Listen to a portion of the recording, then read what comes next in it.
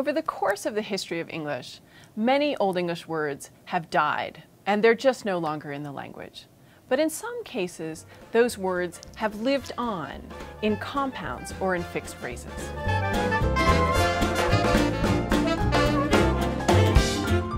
Let me give you a couple of examples of words that have just died. In Old English, we have the word fremon, which means to do or to perform. And then there's the Old English word that I love, which is sittend, an around sitter. And an around sitter is your neighbor. The people who sit around you are your neighbors. But both fremon and sittend have died. Then there are the words that have lived on, but only in compounds or fixed expressions. One of the best known ones is the were in werewolf. Most etymologists will trace it back to the Old English word were, which means man. So a werewolf is a man-wolf. And in Old English, the word were, man, paired with weef, woman. And the word weef lives on in an expression like old wives' tales.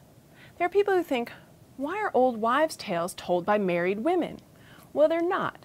In Old English, the word weef just meant a woman in general, so they're just old women's tales. The same is true of the word midwife. That goes back to this generic meaning of wife as woman, and mid means with. A midwife is the woman who is with another woman when she's giving birth. Knowing that the word weef used to mean woman explains the origin of woman as well. The word woman goes back to weefman, a female person. The word man, really did used to mean person. The word woman does not go back to womb man or woe to man, two false etymologies that I have occasionally seen. Let me give you a few other examples of Old English words that have lived on in some surprising ways. The expression to boot. To boot has nothing to do with footwear.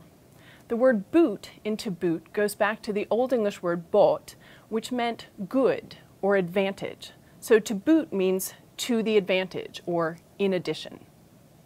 Have you ever wondered what the cob in cobweb is? The cob in cobweb goes back to the Old English word for spider, which was kopa or atterkopa, and kop eventually came to be cob, and that's a cobweb. And I'll give you one last one, which is lovelorn. So when someone is lovelorn, they're unhappy because they have it's unrequited love or they've lost their love. And the lorn in lovelorn goes back to the Old English verb leozan, and it's the past participle meaning lost. So you are love lost.